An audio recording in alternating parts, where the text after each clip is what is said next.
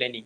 Boleh untuk pandang kepada past, tapi as pengajaran. Sebab tu Sayyidina Umar Al-Khattab mengatakan bahawa hari ini biar lebih baik daripada semalam dan hari ini lebih baik daripada esok. So maksud esok lebih baik daripada hari ini. So maksudnya dekat sini, ini aplikasi yang diamalkan oleh Umar Al-Khattab bahawa kita kena mindfulness. Live in the present, tuan-tuan.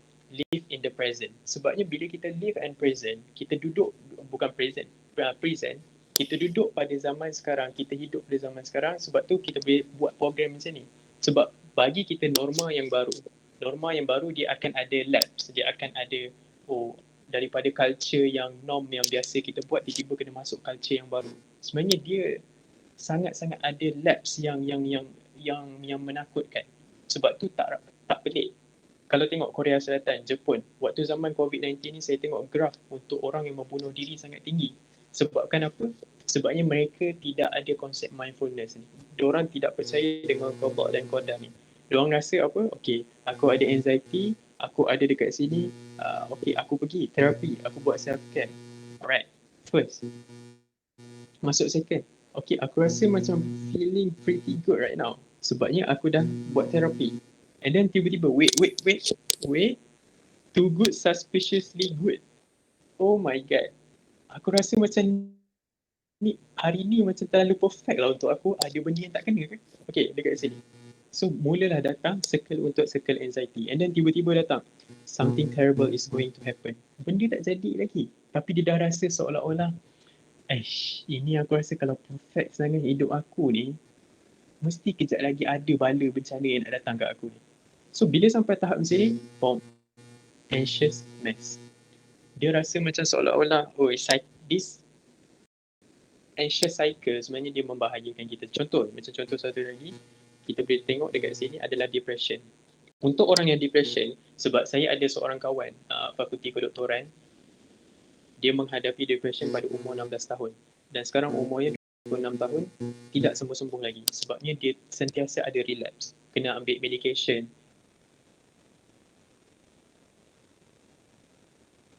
And then kena jumpa dengan terapi. Hidup dengan depression ni, sampai satu tahap dia rasa, it's okay lah. Aku rasa macam, kalau aku grad pun, tak ada siapa pun nak rasa benda ni. Sebab aku rasa sorang-sorang. So, depression, ini orang nampak. Ini orang yang tak hadapi depression akan nampak. Dia kata, aku nak mati. Dia kata, orang ni asyik-asyik nak mati je. Mati to die. Dalam graf yang warna biru ni. And then dalam graf yang warna hitam ni, kita beranggapan bahawa just feeling sad and unhappy. Itu yang kita nampak selaku seorang yang tidak ada ilmu tentang depression. Tapi once kita ada ilmu tentang depression, this kind of graph, this kind of circle yang kita akan nampak. First of all, kita akan rasa kesalahan yang sangat-sangat horrible ke. Kita rasa bersalah yang amat-amat sangat. Macam, okay, dia hadapi depression sebabnya dia ada rasa bersalah yang kuat. Sebab apa? Dia ada frustrated. And then dia ada rasa loneliness. Dia rasa disconnect daripada family dengan kawan-kawan dia. So this is the kind of lensa yang patut kita lihat bahawa orang yang ada depression, kita kena tekankan dekat part ni. Not this one. This one is just orang yang tak ada ilmu kaunseling, orang yang tak ada ilmu psikologi. But for us yang ada ilmu kaunseling dan psikologi, kita kena ada orang kata dosen dalam bahasa Malaysia adalah lecturer. Dekat Indonesia dia panggil dosen. So dosen saya tekankan bahawa kita kena tekankan part orang yang ada ilmu psikologi, dia tak boleh ada judgemental. Itu kita kena pegang. Sebagai seorang kaunselor, sebagai seorang psikologis, kita kena pegang. Bila aku pandang somebody, aku tak boleh nak judge dia, scan. Sebabnya kita tak tahu background dia macam mana. Apa yang kita boleh buat adalah, okay, kita scan dia, alright. This one, mungkin dia ada minor depression, contoh. Okay, this one, mungkin dia ada minor anxiety. Sebabnya kita ada ilmu. Kita ada ilmu bahawa orang yang depression, scan rupa. Kalau orang yang ada anxiety, okay, scan circle yang dia hadapi. So kita sebagai seorang yang ada ilmu psikologi, dan kita kena ingat pada tahun 2030, saya tengok dekat medical inflation, untuk 2030 ni adalah tahun yang di mana mental illness menjadi penyakit yang pertama mengalahkan penyakit jantung. Maknanya kata kita ada lebih kurang 9 tahun. By this 9 years, sebenarnya sekejap je. Pejam celik dah 3 kali PKP, 3 tahun tak dapat beraya. Kan? So berbaki lagi 9 tahun, tahun inilah yang menunjukkan bahawa kita kena berhati-hati dan kita kena prepare for the war. Sebabnya yang akan menjadi jentera-jentera berperang adalah kita sebagai student psikologi dan juga student counselling. Okay, saya kembalikan kepada moderator.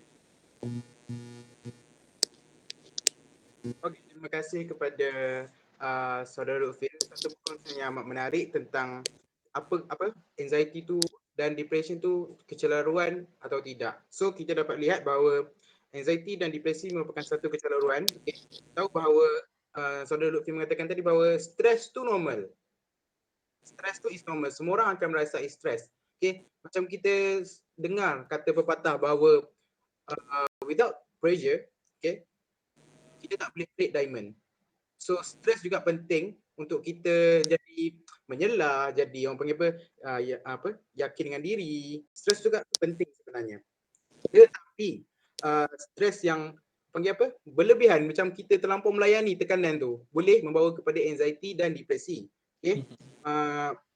Macam saudara cakap tadi bahawa kita ni apa, Saidina Umar pernah mengatakan bahawa hari ni lebih baik daripada hari esok dan esok lebih baik daripada hari ini.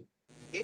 Jadi kata-kata tu sebenarnya dapat lihat bahawa kita boleh contohi supaya kita kurang rasa risau tu. Kita mungkin rasa macam hari ni aku ada benda ni kita kena buat. So benda ni penting kita kena buat sesuatu lah. Sesuatu tu penting, contoh kita kena buat. Penting kita buat. Apa jadi kalau tiba-tiba panel tak datang ke, tiba-tiba MC kita demam ke, tiba-tiba kita punya apa, ada masalah teknikal ke. Okey, kita cakap macam kita boleh fikir bahawa benda ni kita kena sentiasa fikir positif. Okey, setiap yang berlaku tu pasti ada hikmah dia. Okey, untuk depresi pula macam saudara Lutfi katakan tadi. Okay, tahun 2030 kemungkinan, okey, bukan kemungkinan, kita boleh dapat lihat bahawa kesihatan mental ni akan menjadi satu penyakit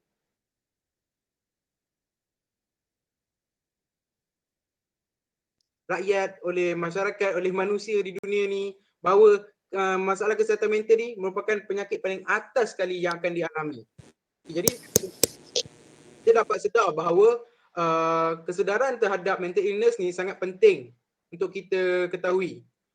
Kita kena tahu apa tu depresi dengan betul, apa tu anxiety dengan betul, dan bukan dua tu je penyakit mental yang ada. Banyak lagi sebenarnya. Okey. Seterusnya kita akan pergi kepada soalan yang kelima. Okey. Siapakah yang berisiko untuk mengalami anxiety dan depresi? Okay, siapakah yang berisiko untuk mengalami?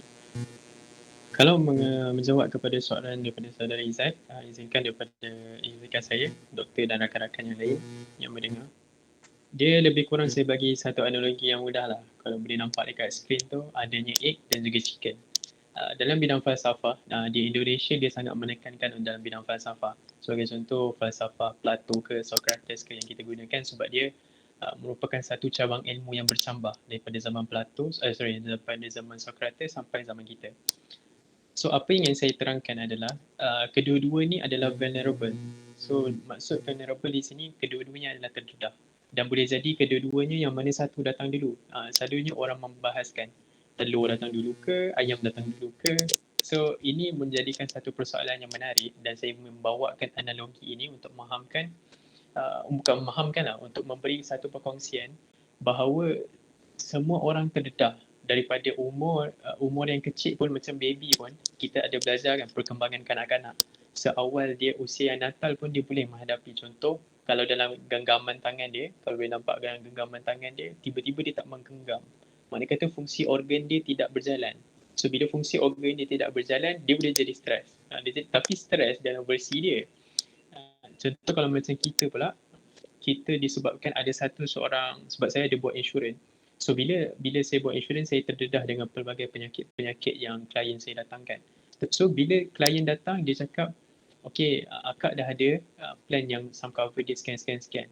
Tapi tiba-tiba dia didiagnose stres yang sangat melampau sehingga saluran darah dalam otak ni pecah. So bila saluran darah dalam otak ni pecah, dia mengakibatkan bahawa boleh jadi kat sini retak, boleh jadi dekat sini dipancung. Boleh jadi ayam ni dipancung. Sebabnya kita nak nampakkan bahawa manusia ni sangat-sangat lemah, sangat-sangat vulnerable.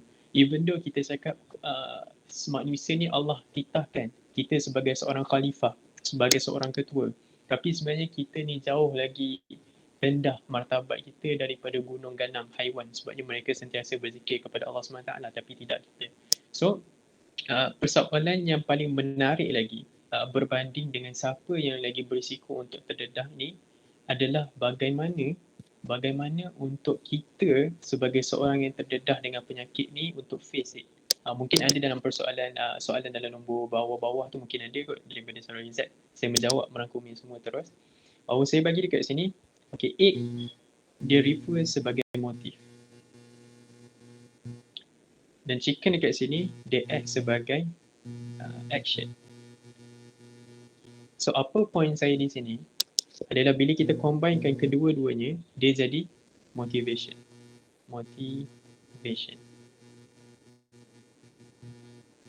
So, kita ada motif.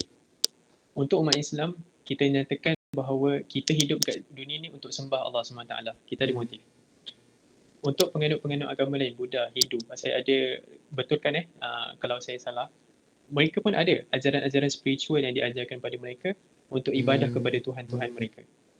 So, kita ada motif untuk kehidupan kita. Dan action kita apa? Kita solat. Kita pergi church. Kita pergi Buddha. Kita pergi kepada temple untuk sembah pada Tuhan-Tuhan kita. Sebabnya saya tengok, even though saya setiap hari nak pergi kerja, saya nampak kawan-kawan Indian saya, dia akan pergi kepada temple dia, dia akan pergi kepada apa orang panggil temple lah kan. Dia akan pergi pada temple dia. Dan saya nampak dia semayang dengan satu cara yang sangat unik. So for me, it's a new knowledge for me. So bila kita ada motif dalam kehidupan kita, kita pastinya ada action. Contoh, umur yang random macam umur kita sekarang 20-an, 30-an, of course kita nakkan cinta. So that's the biggest motive dalam kehidupan kita. So apa action yang kita nak buat? Kadang-kadang kita tackle.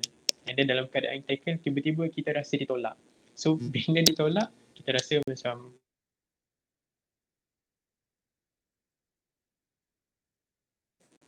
adalah bahawa kita kena berpegang kepada apa teori Alice.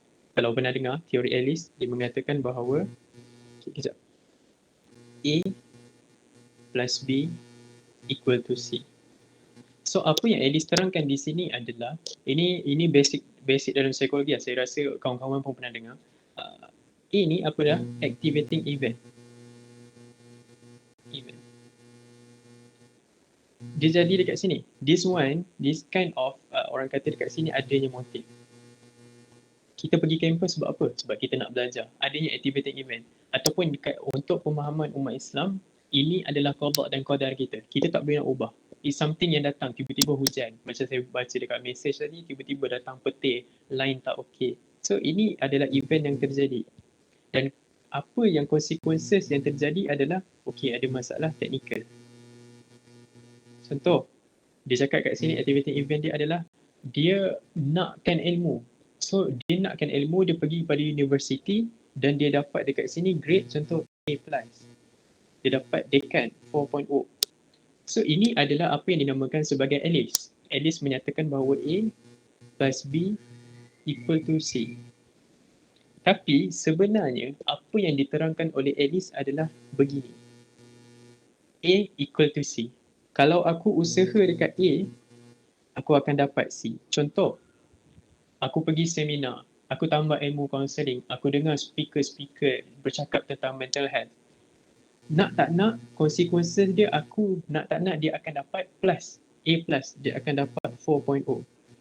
Tetapi yang special kepada golongan-golongan yang beragama adalah dekat sini.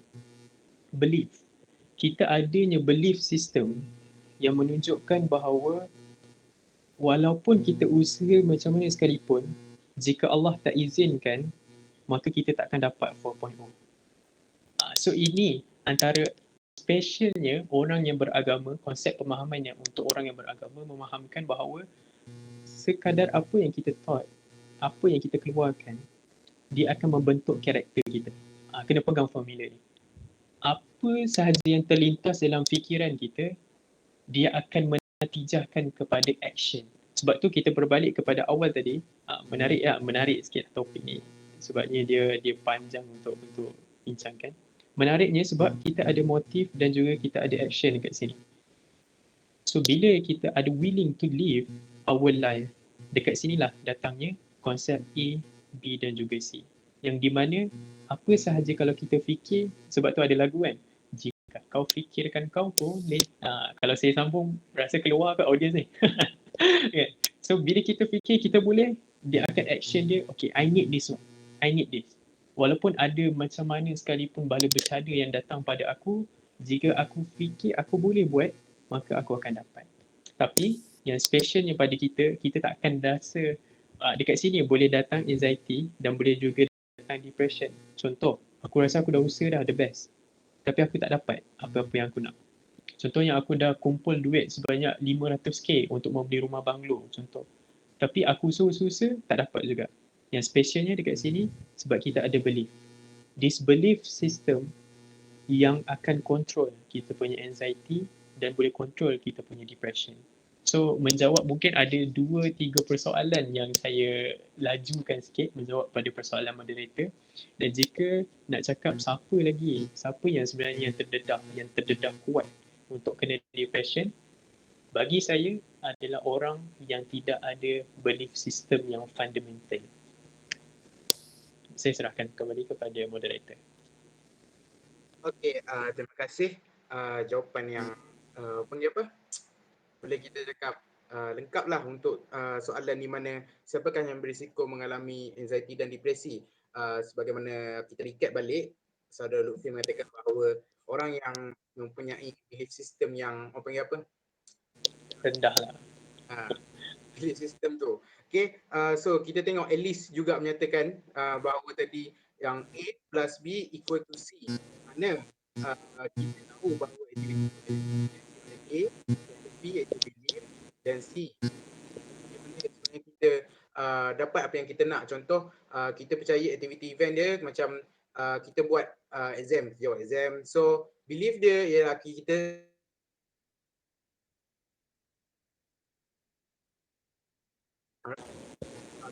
thought behavior. Kita dapat tahu sebagaimana Saudara Lutfi menyatakan bahawa belief ni yang mengawal kita punya sama ada kita boleh ke arah anxiety.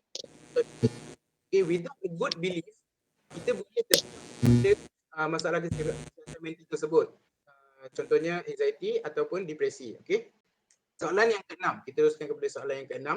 Di mana apakah pengalaman Encik Lutfi sendiri dalam membantu klien yang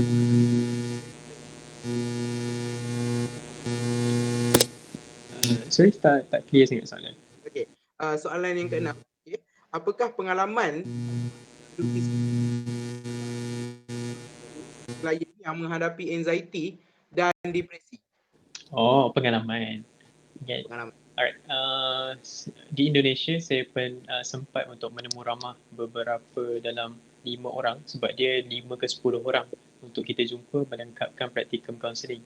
So bila kita jumpa, kita based on the real event. Mana kata adanya lecturer yang datang duduk, ada doktor yang duduk depan saya, and then dia tengok bagaimana cara saya handlekan counselling individu waktu tu. Sebabnya kita ada individu. So bila kita duduk secara berhadapan, and then first of all saya keluh. Saya tak tahu apa benda yang, padahal teori banyak ni dalam otak. Tapi disebabkan oleh saya tak not sure nak keluarkan mana satu, and then nak letakkan rasa empathy kepada klien, and then nak gunakan ayat-ayat sokongan macam ya betul saya faham. Dan apa yang saya belajar adalah based on my real case dekat Indonesia, mungkin kita boleh implementkan, boleh saya share pengalaman di Indonesia adalah this one, supportive communication. Bagaimana our life dia berkaitan dengan communication. Boleh kata 90% dalam kehidupan kita akan gunakan bahasa mulut secara bercakap. So apa yang ingin saya tekankan di sini, sebagai seorang kaunselor ataupun seorang psikologis, modal kita adalah modal ILEO. Modal ILEO means kita gunakan cakap, and then body language kita support. So body language maybe lah dalam berapa 10% maybe, ataupun more than that. So benda yang paling fundamental yang kita kena kuasai adalah kita kena perbetulkan supportive communication kita. Sebab bila saya berhadapan dengan seorang klien, saya dianggap gagal untuk klien yang pertama. Sebabnya satu, waktu tu keadaan bilik yang tidak sesuai. Saya pilih keadaan bilik yang hingar-bingar, yang di mana kita kena faham bahawa dekat Indonesia dia punya kelas is not like Malaysia, ada aircon and then kita boleh belajar dengan selesa. Sebab di Indonesia ada kipas pun kipas tak hidup tuan-tuan. Dengan kita berpakaian dengan panjangnya. Jadi kita rasa tak sesuai, daripada segi suhu tak sesuai, daripada segi bilik pun tak sesuai. Jadi dia sedikit sebanyak mempengaruhi klien tu untuk menceritakan apa yang dia rasai. So bila masuk pada klien yang kedua, okay, suasana dah okay, environment dah okay, and then kita dah boleh belajar daripada kesilapan kita sebab waktu tu boleh katakan hentam teruk jugalah dengan dosen ataupun lecturer waktu tu. Okay, so apa yang dia ajarkan pada saya, kena tukar ayat. Contoh, daripada kita gunakan instead of daripada penekanan, ini antara contoh yang saya boleh highlightkan pada hari ni. Dia banyak lagi. Cuba kita cakapkan benda ni. Okay, boleh faham Daripada kita cakap instead of ni, baik kita try untuk gunakan ayat-ayat ni. First, kita cakap dekat sini, you will be fine. So you will be fine, kira seolah-olah kamu akan okay. Kamu akan okay. Kalau orang klien datang pada kita ataupun kawan lah. Sebabnya kita dalam fasa online ni, boleh cakap kita terputus komunikasi secara human touch. Kita tak boleh nak salam, kita tak boleh nak peluk. Sebabnya bila kita bagi human touch, dia secara tak langsung, kita tak payah cakap pun, dia rasa tenang. So apa yang kita boleh bagi kepada kawan dan keluarga kita, sebab kita bercakap saja, instead of kita cakap you will be fine, kita gunakan I understand. Sebabnya, misi kita adalah untuk membaikkan klien itu yang cakap banyak kepada kita. Bukan kita yang cakap banyak kepada klien. Kita kena pegang tu sebagai seorang konselor.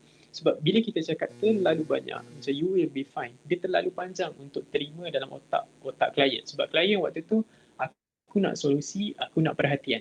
Kalau kita tengok dalam teori hierarki Abraham Maslow yang awal tadi, yang piramid tu, so bila kita tengok kat sini,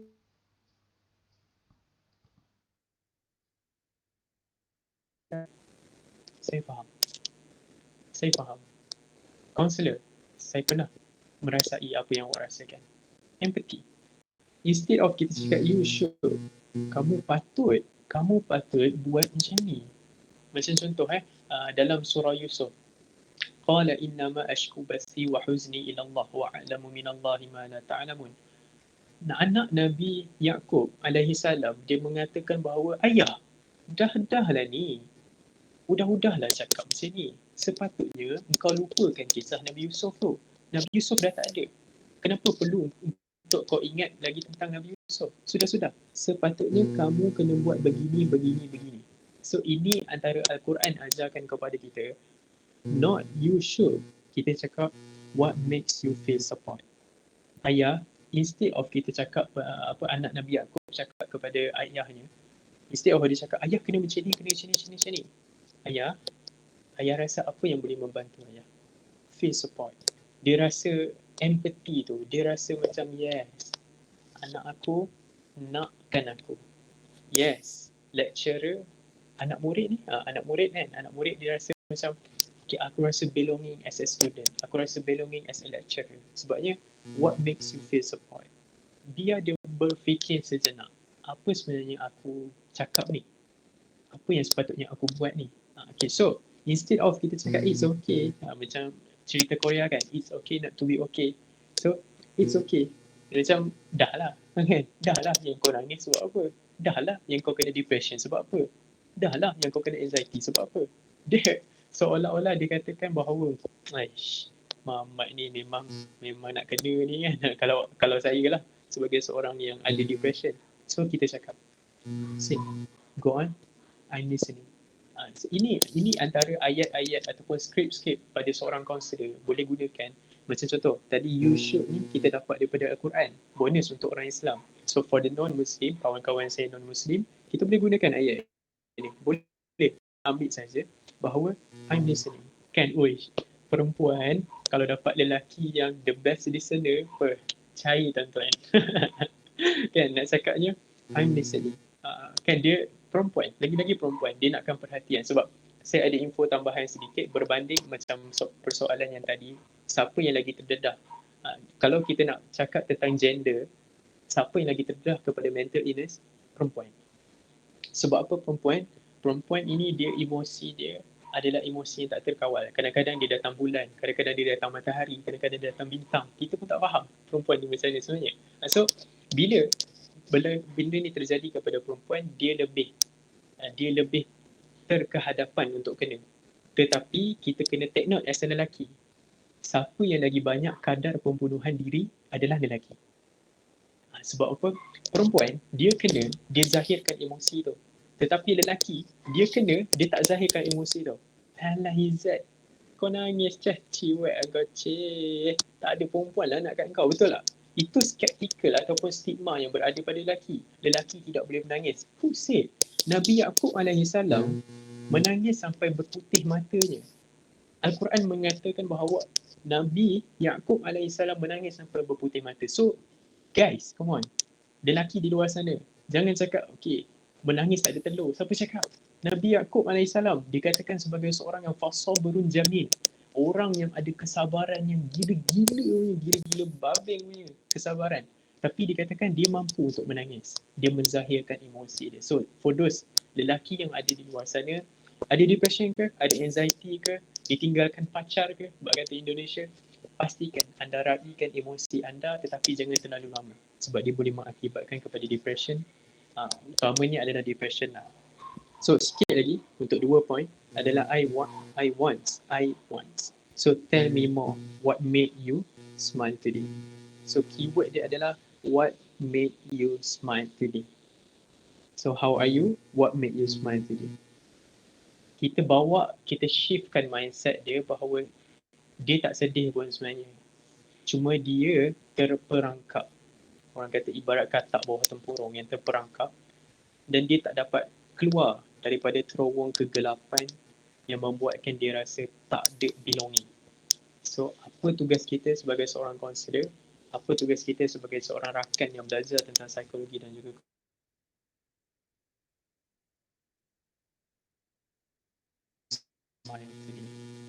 it's a positive thing. Positive thing yang kita boleh just shift your word. Kita choose our word wisely, insyaAllah we will be the best counselor or psychologist for them. Saya serahkan kembali kepada moderator.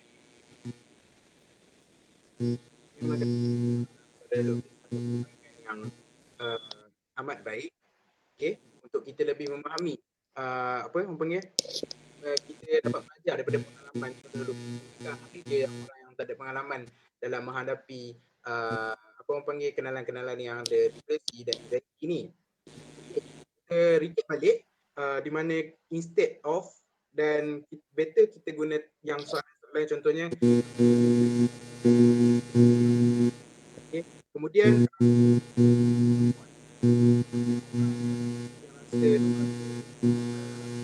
support ada apa macam di keliling awak tu ada yang support ke, okey. Yang ketiga ialah I'm listening. Okey, kita sebagai bukan cuma kaunselor je sebenarnya, okey. Benda ni kita boleh letak, kita boleh apply dekat diri kita walaupun kita bukan seorang kaunselor tapi kita mungkin seorang kawan, seorang sahabat, seorang apa kenalan kita yang kemungkinan mempunyai depresi atau anxiety. Benda ni nak membantu ni tak semestinya kaunselor. Okay? Kita sebagai common sense lah, sebagai seorang manusia, kita kenalah mendengar, membantu dari segi mendengar. Macam kita cakap, ILEO, model kaunselor ialah ILEO. Okay? Tapi tak semestinya kaunselor juga. Orang sekeliling kita pun, kita yang bukan kaunselor pun, kita boleh juga cara untuk kita membantu, kita boleh gunakan macam ni lah. Contoh saudara Luffy kongsikan tadi. Kita boleh juga gunakan. Okay? Kemudian kita saudara Luffy menyatakan tadi bahawa perempuan, okay, sebenarnya perempuan lebih sebab emosi. Sebab dia, emosi perempuan ni biasalah macam saudara Luffy nyatakan tadi tak stabil kan. Pada lelaki pula dia orang akan terasa sebab orang panggil lelaki kita skeptikal lah bahawa lelaki ni tak boleh menangis. Kalau menangis je bukan nak jantan lah. Padahal sebenarnya kenalah menangis sebab menangis ni kita boleh melepaskan. kita melepaskan, dan menangis juga bukan untuk kita simpan tau, menangis untuk kita melepaskan. Tu pun kena betul juga. Okay. Kemudian soalan seterusnya di mana bagaimanakah cara yang boleh dilakukan untuk membantu seseorang yang mempunyai anxiety dan depresi? Okay, menarik persoalan ni. Sebab tadi saya ada terbaca satu daripada rakan kita, dia mengatakan bahawa banyak je yang bagi nasihat, tapi nasihat ni adalah berbentuk toxic positivity. So bila kita sebut tentang toxic positivity, saya masuk sikit sebelum saya present slide saya ni. Bila kita masuk tentang toxic positivity, ini adalah yang dinyatakan oleh anak Nabi Yaqub AS. Dia katanya, demi Allah, ayah dah lah tu ingat pasal kisah Nabi Yusuf. So bila kita cakap dah demi Allah adalah dengan perkataan yang baik sebenarnya. Qalu tallah. Kalau kita tengok pada surah Yusuf, qalu tallahi tafta'u tadhkuru Yusuf. Dah lah ya Allah. Boleh dah lah ya. Udahlah ingat pasal Nabi Yusuf tu. Sebabnya dia gunakan toxic positivity. Seolah-olah macam kita cakap pada kawan kita, chill lah, tak ada apa pun. Kau tak adalah kena depression ke apa semua tu. Sebabnya, first of all, kita tengok bagaimana keadaan untuk kawan-kawan yang non-Muslim, mungkin pada ilmu tambahan, pada penurunan surah Al-Muzammil dan juga surah Al-Mudathir, Nabi ketika itu minta untuk peluk disebabkan ketakutan yang amat sangat. Jadi apa yang Sayyidatina Khadijah buat adalah dia meraihkan emosi Nabi SAW. Dia biarkan Nabi SAW untuk bercerita. So kalau kita masukkan toxic positivity, boleh jadi Rasulullah tak dapat ambil wahyu. Disebabkan oleh apa? Disebabkan dia percaya, okay, ini semua adalah bayangan aku, ini semua adalah aku. It's all about me, not we. So, apa yang Sayyidatina Khadijah buat adalah dia mengelakkan unsur-unsur toxic positivity tu. Sebab mungkin nanti anda boleh search apa yang dimaksudkan dengan toxic positivity ni dan bagaimana kita nak mengelakkan daripada orang-orang yang toxic. Okay, so berbalik kepada persoalan tadi, bagaimana kita nak orang kata nak merawat orang-orang yang ada penyakit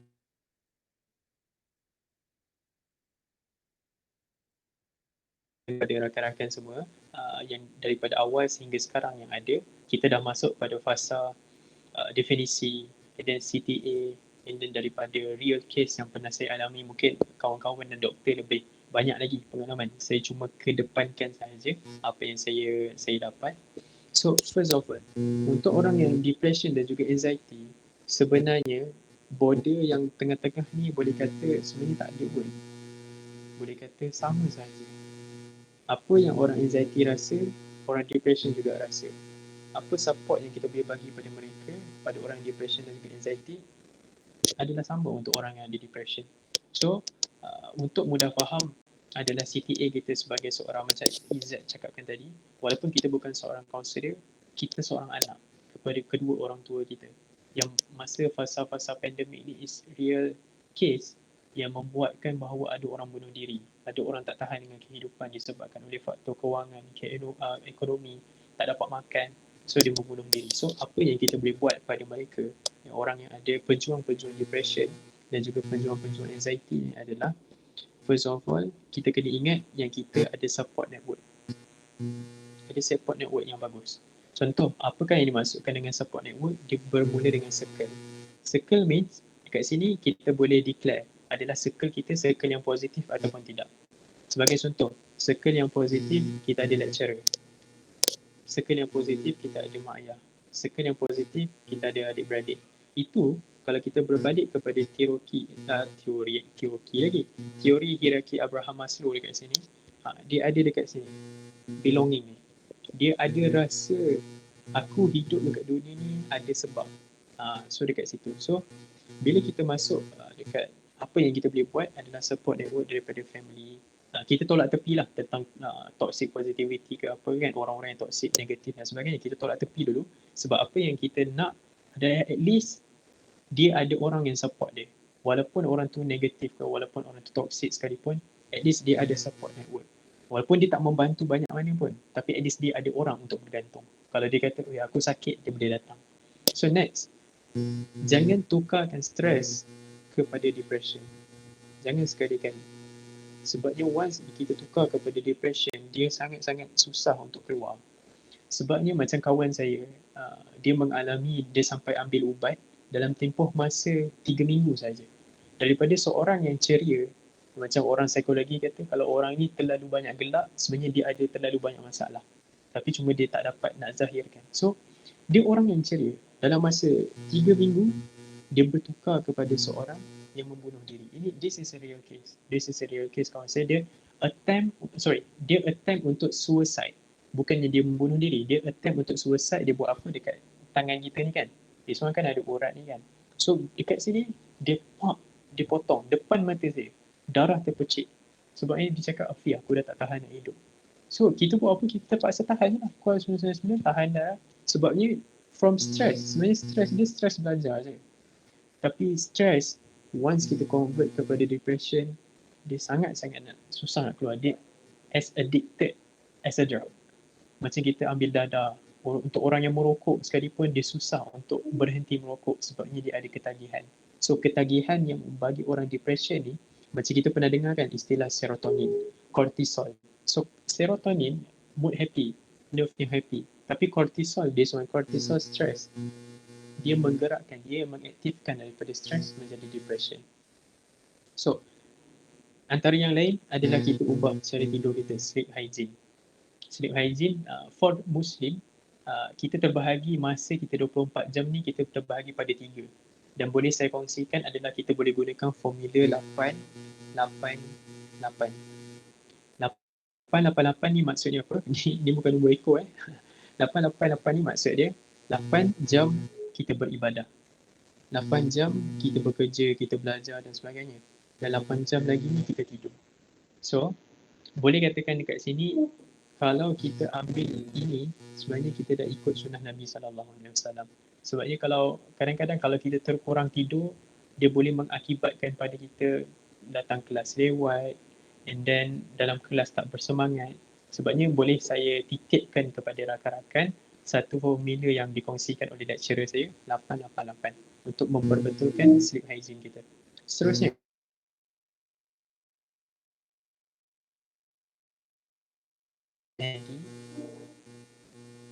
-GUT. Mindgut ni maksud dia apa?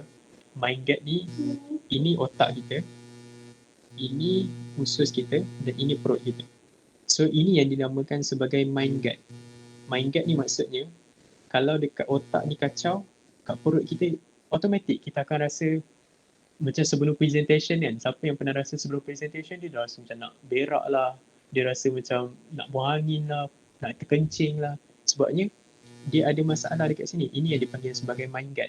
So berbalik kepada eating habits ni, kalau kita ada masalah pencernaan dekat sini, secara tak langsung otak kita tak dapat berfikir secara waras. So inilah yang dinamakan sebagai mindgut. So apa yang kita boleh buat kepada orang, rakan-rakan pejuang-pejuang yang ada depression dan juga anxiety, support network yang bagus, stress jangan convert to depression, adanya sleep hygiene yang betul, dan yang paling penting sekali dekat sini adalah eating habits kita. Pastikan eating habits kita adalah makanan yang orang kata suku-suku separuh. Kalau pernah dengar kan, suku-suku separuh. Okay, dan last sekali adalah kita stop negative thought. Stop negative thought ni more kepada orang yang ada anxiety sebenarnya. Orang yang ada anxiety sebab dia belum lagi face dengan problem tu. Dia seolah-olah macam orang kata dia nampak ular depan mata. Ular tu tak buat apa pun, tapi ular tu dalam sangka. Dia punya fikir dia punya overthinking dia sampai nanti kejap lagi dia gigit aku, kejap lagi dia patuk aku dah nak call bomber lah kan. So stop negative thought. It will ruins your life. Dia akan merosakkan kehidupan, cycle kehidupan seharian kita. Sebab tu saya terangkan pada awal-awal tadi, kalau tengok dekat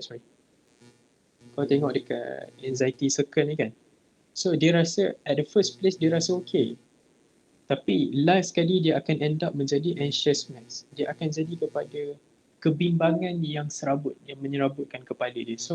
So dia punya akar umbi dia adalah dekat sini. Stop negative thought ni. Jangan sekali-sekali.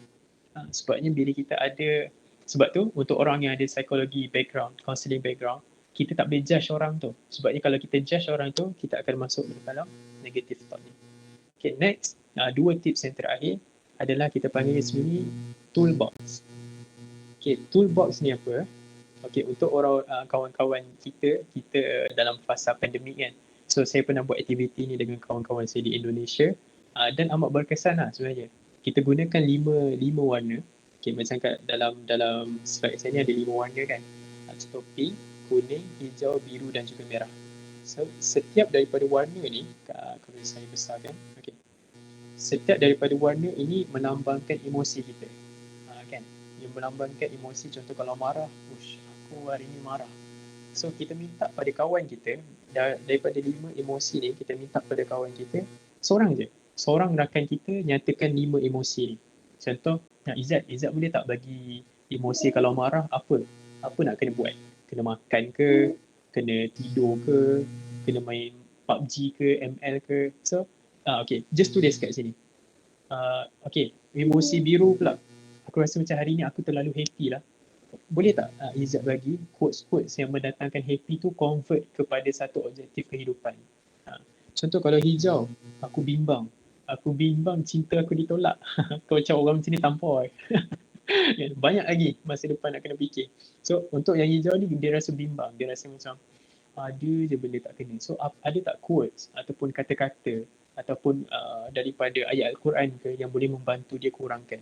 So bila masuk dekat kuning ni pula, dia rasa sedih. Tapi sedih dia tu sedih yang orang kata so-so lah. Sedih yang tak berapa nak sedih sangat lah. So ini warna ni just melambangkan saja. So bila warna pink pun sama juga. Emosi yang bila kita rasa apa yang aku nak buat hari ni. So itu selalu terjadi. Lagi-lagi pula PKP ni kan. Asyik-asyik bilik, dapur, ruang tamu, masuk bilik balik. Masuk dapur, masuk ruang tamu. Tak ada tujuan kehidupan. So kita boleh cakap, ada tak korang boleh highlightkan tujuan kehidupan. So ini saya panggil sebagai toolbox dan aktiviti ni sangat menarik. Dan untuk orang pejuang-pejuang anxiety di luar sana, maaflah disebabkan lukisan saya bukan orang tangan seni. Okay. Alright. So apa yang anda boleh buat, anda boleh tips dia mudah je. Bila naik ke atas, anda tarik nafas dan bila turun ke bawah, anda hembuskan nafas. So ini dia panggil sebagai breathing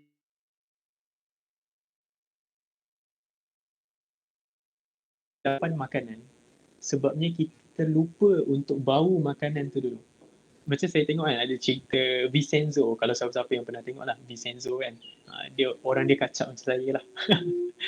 So apa yang dia buat adalah dia bau dulu, dia bau makanan dia dulu baru dia makan. So ini antara orang kata sunnah sebenarnya, sunnah Nabi SAW.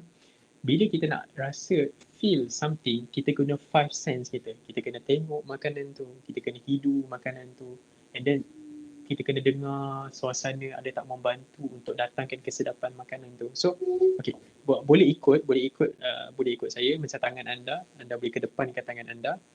Okay, dan cara mudah dia macam ni lah. Ibarat dia macam ni lah kalau boleh nampak. Naik turun kan. Okay, saya lukiskan dekat graf. Okay, dekat sini tarik nafas. Bila turun, hembus. Kat sini tarik. Kat sini hembus. Kat sini tarik. Kat sini hembus. Kat sini tarik.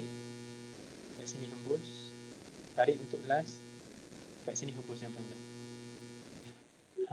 Sebenarnya kita akan rasa lagi tenang lepas ni kita ada cukup oksigen untuk otak kita pump. So O2 O2 oksigen lebih banyak sebenarnya kena ada. Macam H2O pun, why H2O dia ada 2O ni, sebabnya dia ada juga oksigen dia. Tapi that's one chemistry lah. Saya tak nak pergi jauh. Apa yang saya nak tekankan di sini adalah apa yang saya boleh kongsikan pada pejuang-pejuang depression dan anxiety di luar sana untuk anda aplikasikan. Saya kembalikan kepada moderator. Okey. Terima kasih Saudara Lutfil untuk jawapan yang menarik untuk soalan yang ke-7 tadi. Okey. Kita recap balik untuk soalan jawapan tadi bahawa panggil apa? Stres tu jangan kita biarkan sampai ke depression. Sebab apa? Macam Saudara Lutfi menyatakan tadi bahawa bila dah sampai tahap depression, kita susah nak kawal. Kita susah nak hilang. Okay. Saya juga pun ada kawan, ingin saya kongsikan juga. Saya pun ada kawan yang mengalami depression, dah memang diagnosis pun memang dah kena tahan ward pun. Sebab apa dia kena tahan ubat? Sebab dia banyak kali gelar tangan dia. Dah apa panggil apa, mak dia pun risau, saya sebagai kawan dia pun risaulah sebab tiba-tiba hari tu call mak dia cakap dia kat hospital sebab hospital psikiatris lah, sebab dia dah apa panggil apa, mencederakan, cuba untuk mencederakan diri, bukan setakat cuba, dah buat.